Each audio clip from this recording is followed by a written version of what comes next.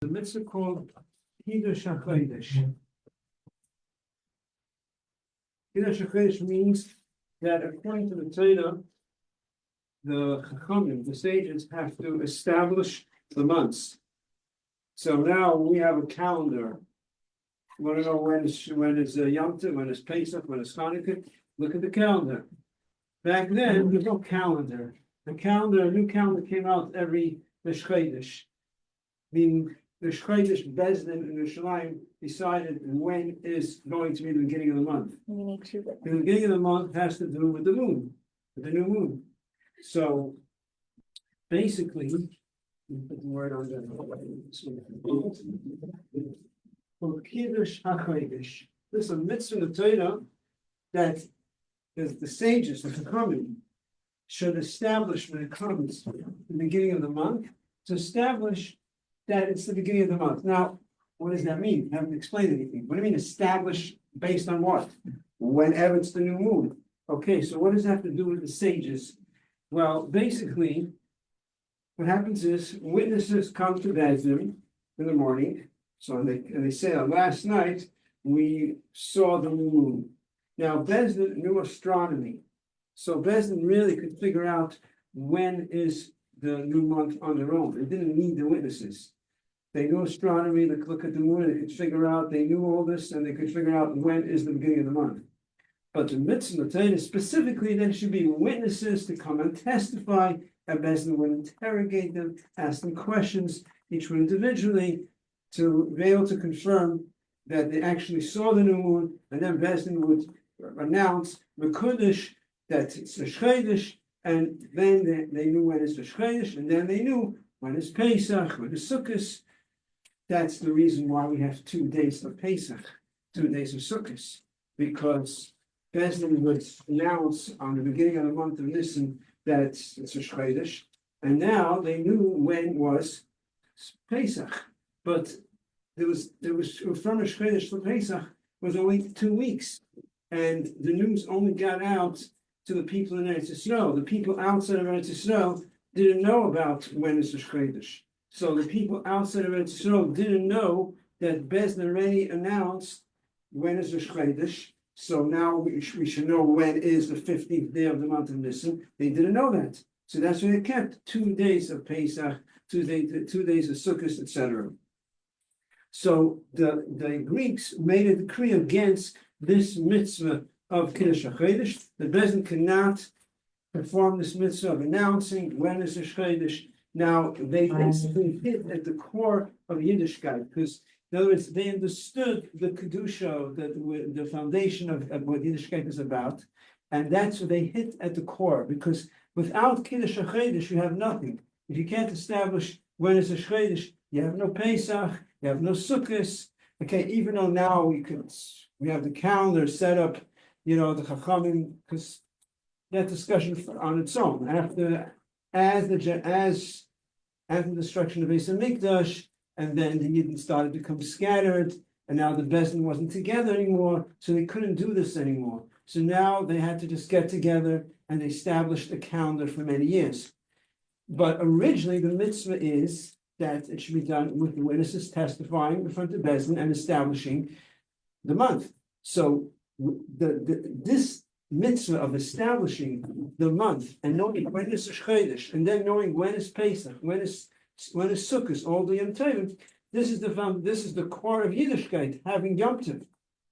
So that's basically they hit at the core of Yiddishkeit. So the first one they went against was Kiddush HaChodesh, and then the second one was Shabbos, because that's the belief in Hashem. That Hashem created the world for 6 days, and He rested on the 7th day, Shabbos.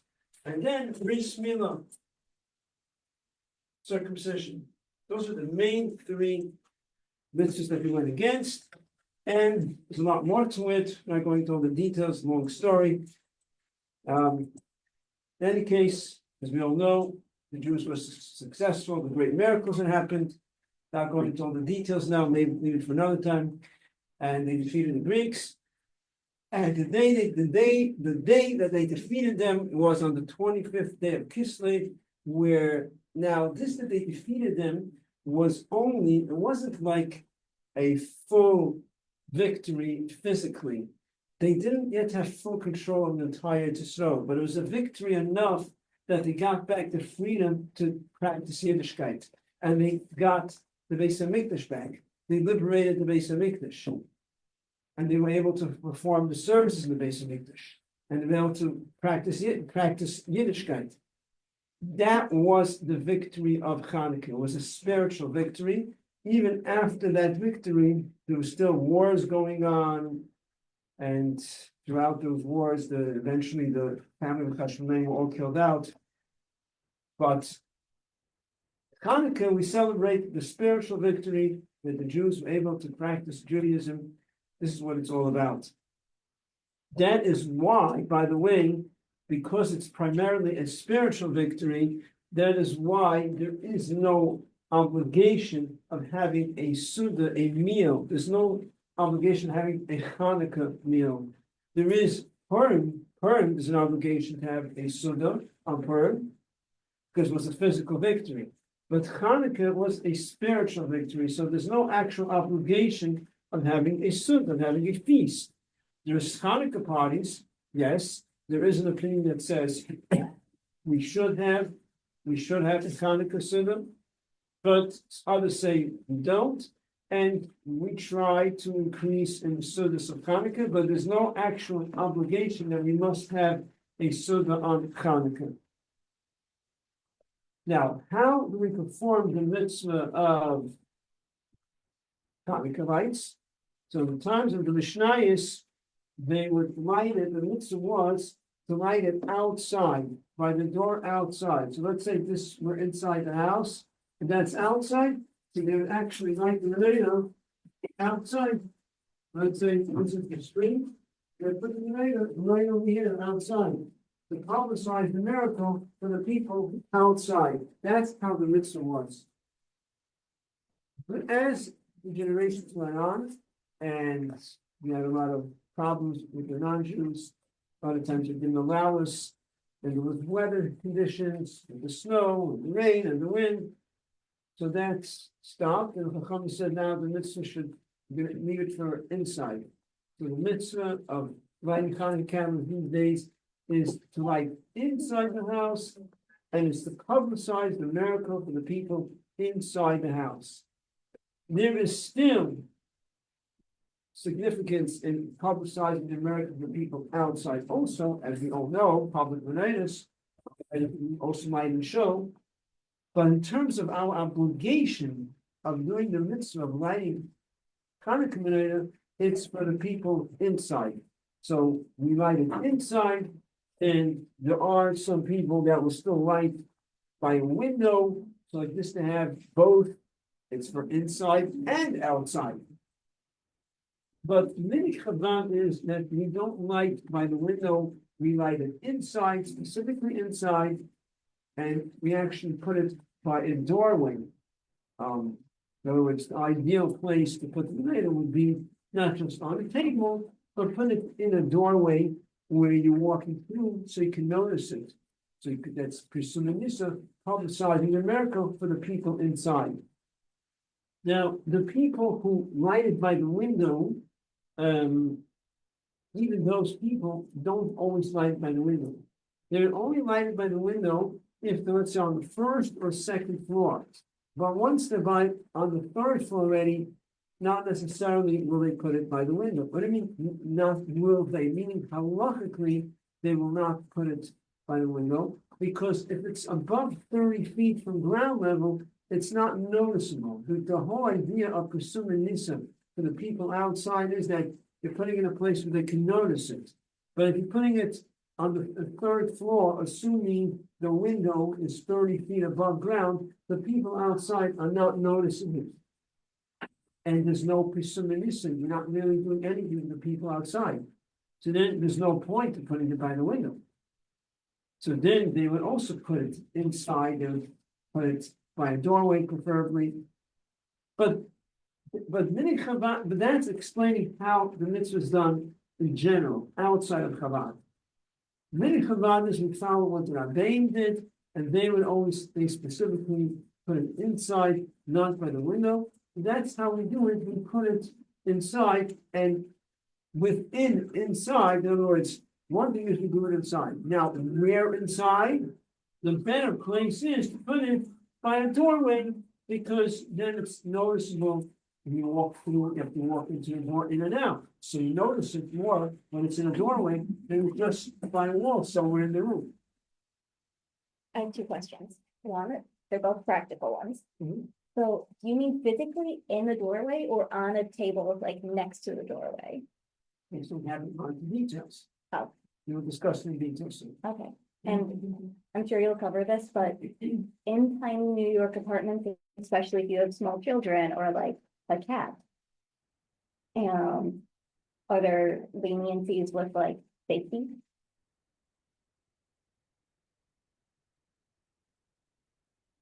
I mean, obviously, you have to do it in a safe way. What other way can you do it? It's not safe. I mean, if you have children, you're obviously watching the children. Yeah.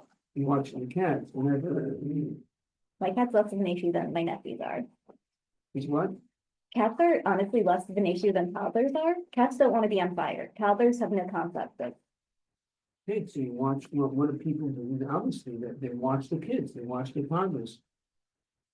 According to their age, every year, everything changes all the time with kids, sometimes I would put my kids in a hike shift, so we plan it out, when we might be later. Take the toddler, get the toddler go up into the high chair, and that's when the baby's eating, so it depends, on the age of the child. It doesn't have to burn forever, we're gonna talk about it, there's a certain amount of time has to burn, so you watch your children. Okay. Yeah. Okay, so let's discuss actually where we put it in the doorway. So, we'll take a chair. Take a chair here. We'll put it in the doorway. So before I said, in the times of the modern days, light was made outside.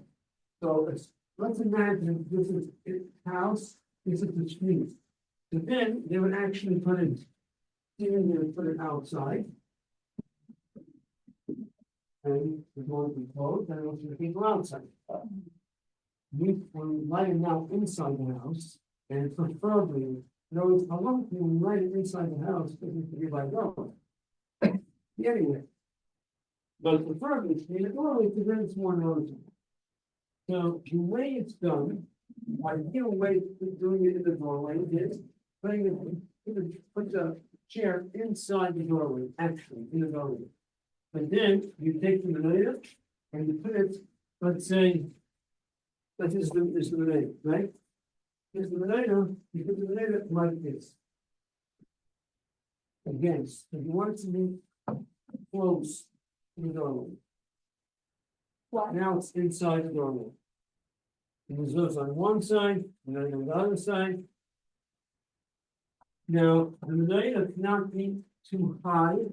It cannot be above about 30 inches. Okay, so 30 inches, 31 inches, let's say, it should be above. For this, table, see this table? Yeah. This table is about 28 inches long for a table.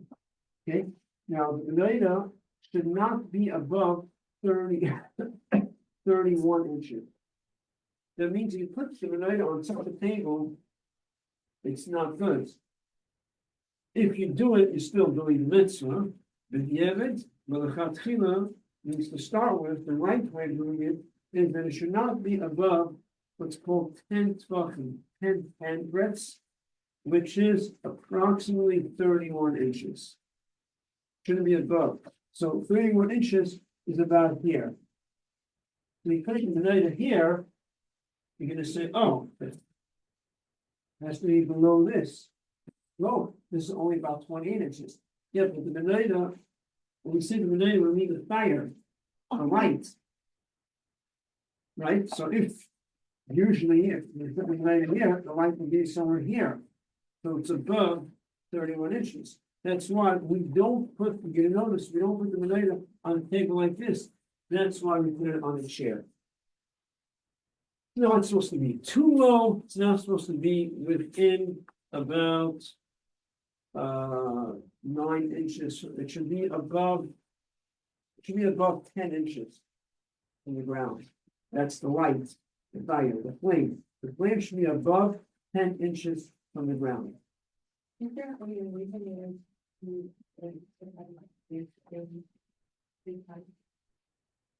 Why it shouldn't be too high? The reason why it shouldn't be too high is because you want it to be noticeable that you lit it for the mitzvah. The whole idea is to publicize the miracle. You want it to be noticeable that you lit it for the mitzvah. In the old days, they light candles all the time. They need a light, electricity. And candles that give light usually are higher, just like over here. If they're higher, it lightens the room. So when you put it lower, below 31 inches, it's more noticeable that it's lit for the mitzvah, not just to give light.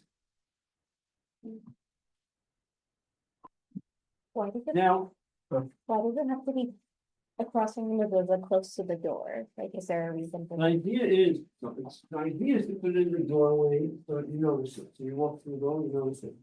Now, there's also significance to be surrounded by mitzvahs. So now it goes in here, you put it here. Now, within the halacha of putting it in the house and putting it in the doorway, it is best to put it by place you eat. In other words, let's put aside the idea of a doorway. You're lighting inside your house. Where in your house should you light? Where you eat, where you sleep. It's supposed to be in your house. You can't light the Medina. Let's say you're going to show, or you're going to Chavados, when you're going somewhere, and you're spending time. You're going to whatever. You're sitting in the lobby of a hotel. You happen to be spending time there, and it's time for Medina, or you're waiting for your flight, whatever. Oh, never mind my Medina. But then it's the place in your house. Can't just be anywhere. Okay, what's called a house? Well, a house is a place you eat and sleep. Okay, but what really is it? You eat or sleep? Well, house is both. You eat and sleep. But which part of the house is the main part of the house? You eat. Because eating, person is more connected to the place to this food than to sleep. Because eating, I guess, is more important than sleeping. We both are important, but bottom line is a person is connected more to what he eats. So within the house, the place that he should light should be the place where he eats. Having said that, and we also said you should put it by a doorway, so you try to find a doorway that's next to the place where you eat, and that's where you should light. Now, what time do you light the Menorah? There are different opinions whether you light after the sun sets or after it becomes completely dark. And the way we do it, there's many Chabadas that we light it after the sun sets. As soon as the sun sets, that's the time to light it. It doesn't mean it's not like Lichtbenchen, like when it comes to time, 4:16, you gotta light right away. It means that, let's say sun sets, let's say about 4:35. So from that time, that's the time that you should light the Menorah. The earlier the better, obviously, but if you can't light right away, so you light whatever. But the ideal time is sort of after sunset, basically between sunset and sunset until it becomes dark. That's pretty much the time that lechatchila, to start with, that's the time one should light. And if you are very precise that you're going to light right after the sun sets, and you're looking at the calendar that we have, and you're looking at Lichtbenchen, let's say, is 4:12, say, right? So, well, it changes every day. So obviously, if you could look at, let's say, for that day, Lichtbenchen would be 4:12, let's say. And Shkia is usually 18 minutes after that. But actually, you have to add another like 4 or 5 minutes to make sure that the sun sets. Because even though when it comes to Shabbos, we say 18 minutes after Lichtbenchen is sunset, but that's because we're being strict when it comes to Shabbos. The men have to be careful when the sun sets, they can't do any malacha, because fish, that's time when the sun sets. But in reality, not necessarily is that the real time for sunset. So in terms of Shabbos, yes, 18 minutes after Lich mentioned that sunset, mentioned not doing malacha. Even though at times it could be lead in certain situations, but the point is, generally speaking, everyone knows that 18 minutes after candlelighting is sunset, and that's when the men should really stop doing malacha. But in reality, it's not necessarily actually for sure sunset.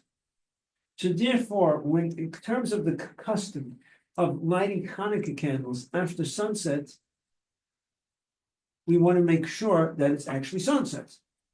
So then we want to be on the other side of sunset. When it comes to keeping Shabbos, the men want to make sure that they stop doing malacha before it's any concern of sunset. Now, for lighting Chanukah candles, we do it after the sun sets. So if you're going by the calendar that's giving the exact time for sunset, you should really wait another few minutes to light Chanukah candles. And I'm saying, not that you're necessarily not lighting Chanukah candles, we're saying if you are going to be, or just to be aware, whoever is lighting the Chanukah candles, you want to make sure that it's actually sunset. How long does the Chanukah menorah have to burn for? Now, in Shulchan Aruch it says that it should burn till like half an hour after the stars come out. There are some people who actually light the menorah after the stars come out, meaning after it's dark. So just to have an idea, from sunset until the stars come out is approximately 25 to 35 minutes. Depends on different opinions, this opinion, that opinion. It's anywhere between 25 to 35 minutes. Some people hold that it's longer. So there are those people who light after the stars come out, and the time it has to burn is till half an hour, 30 minutes after the stars come out. That's how long the Chanukah menorah has to burn. By us, we light it after Shkia, but the halacha doesn't change, that you still have to wait till a half an hour after the stars come out. That's minimum amount of time is that it must burn till a half an hour till 30 minutes after the stars come out. Well, says Chanukah. Now you can look up on the calendar, but exactly each day when it is. So usually Chanukah says is about, let's see, 5:10 approximately. So about 5:40 the menorah should burn. Many Chabad is also that the menorah should burn minimum 15 minutes. That means no matter what, no matter when you light it, it should burn at least 50 minutes. There are those that say that 50 minutes is only if you light it. There are some who say that if you're lighting it when it's dark, you don't have to wait 50 minutes. There's discussion back and forth, and it seems that according to many Rabbanim in Chabad, they accept that it should be 50 minutes, period. Because many Chabad is 5:0, that's what it says, 50 minutes, so that's minimum. That means that does not take away from the halacha that it should be till at least 30 minutes after the stars come out. If you light very early, let's say you light exactly Shkia, sunset, and from Shkia until the stars come out, let's say it's 25 minutes, you still need 30 minutes after the stars come out. That's going to be more than 50 minutes. So minimum 50 minutes no matter when you light. But you must have that it's lighting till at least 30 minutes after the stars come out. Is that clear, or is there any confusion about this? Yeah? What if you get cheap candles without realizing and they burn quickly? Should you add additional candles or? So the mitzvah is actually in the lighting. So at the time of the lighting, the candles are supposed to be big enough to burn the required amount of time. Okay. So if you're saying the mitzvah is that it should burn until 30 minutes after dark, so whenever you're lighting it, you have to make sure there's enough oil or the candles are big enough that it could burn till 30 minutes after the stars come out. Halachically, let's say someone who's not, let's say, doing many Chabad, or just the minimum requirement that person fulfilled the mitzvah. Once it's dark, if someone is lighting after the stars come out and it's dark, then it only has to burn for 30 minutes. So if at the time of the lighting, it was able to burn for 30 minutes, he did the mitzvah. That's the klal called Hadlaka Oisa Mitzvah.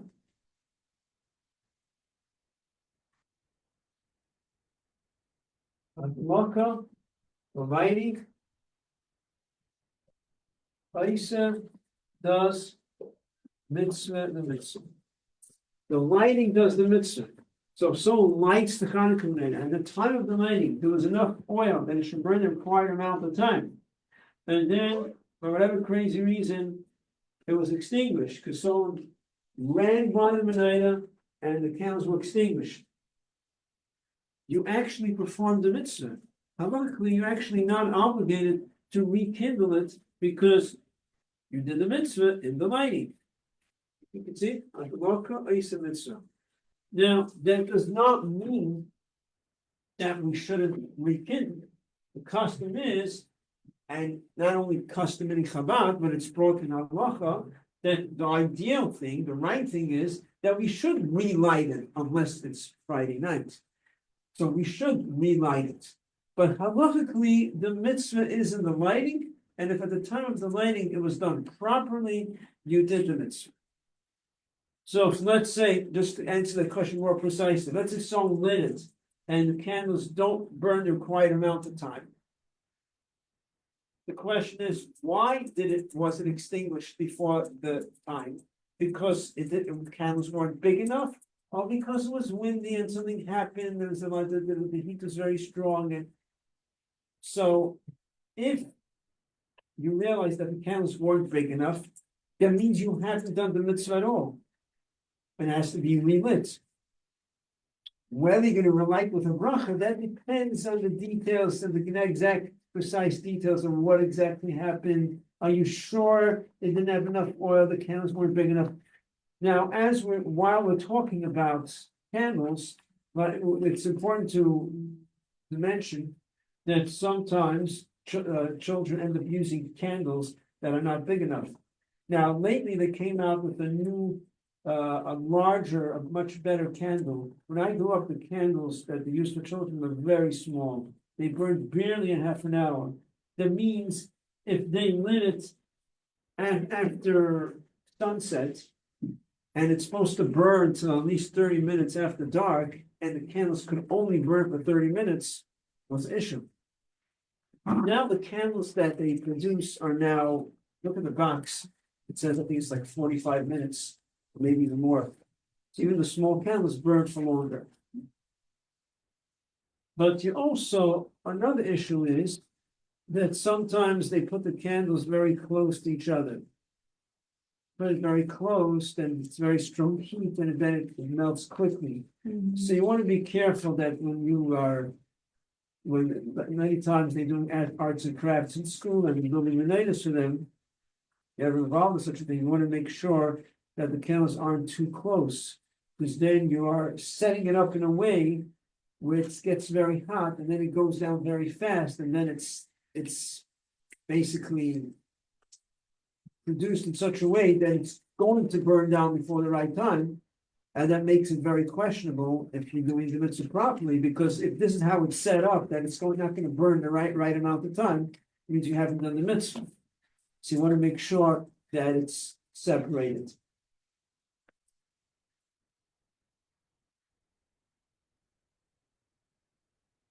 The earliest time that one can light the menorah is what's called Plag HaMincha.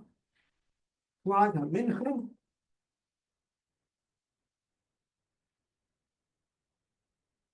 Plag HaMincha means, I can explain where the term comes from, but this is what the time. Plag HaMincha is an hour and a quarter before the sun sets. Hour and a quarter. Hour does not mean 60 minutes. The hour means a halachic hour. When you take the day and divide it up from sunrise until sunset into 12 parts. And in the winter, usually an hour is about 45, 50 minutes. So hour and a quarter would be, let's say, approximately an hour. So the earliest one can light Chanukah menorah is Lag HaMincha. So even though the custom is to light after sunset, but let's say you're on a rush, have to catch a flight or whatever, you're allowed to light from Lag HaMincha. And that's one halachic hour before. Here Yeah. in New York, it comes out to be about 60 minutes because the hours are short during the winter. Say an hour and a quarter, so it's comes out to about an hour. Approximately. I mean, you can count that sometimes 58 minutes, 59 minutes. Now, but there's a catch over here. We said that if to put enough oil or the candles have to be big enough that it could burn until 30 minutes after the stars come out, after dark.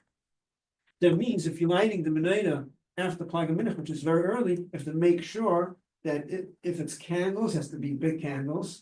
And if it's oil, you have to put enough oil that it could burn until 30 minutes after dark. Now, in 770, they light in all shows, they light menorah after Mincha to publicize the miracle. 770, they daven Mincha at 3:15 usually. So usually when it's for Chanukah, they usually, I remember correctly, they daven Mincha like 3:20 or maybe even later. And then they light the menorah approximately 3:35, I believe. But usually, I think the time is really 3:35. I think they wait to 3:35 because you cannot light before that time. So when they're lighting menorah at 770, that's like the beginning of the time. Now, even though we said the ideal time is after the sun sets, but that's for you in your own house. In the shul, it's different. In the shul, we're not so set that, oh, the ideal time is, because shul is different. You're publicizing the miracle, there's a lot of people there. So whatever the time is, without any mincha, and you're able to light, it's okay. For yourself, we don't take advantage of this Plag HaMincha to light so early, unless you are in a predicament, you're running to catch a flight, you have to be somewhere, and whatever, then you can do it. Yeah. If you're like, let's say running to catch a flight, doesn't someone have to watch the menorah? Halachically, see, there is the ideal way how to perform a mitzvah. The ideal way of performing the mitzvah of Chanukah is not to light it and run away, to light it and be there. But halachically, the letter of the law, when someone is in that situation, the letter of the law is you lit the menorah, you did the mitzvah. You have to catch a flight, go. There is the safety issue. So you have to work it out with the neighbor, with the friend. That's another thing. But the halachic issue is that if you light it, you did the mitzvah.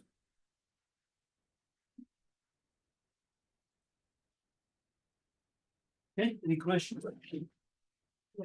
Thank you. Okay, see you tomorrow.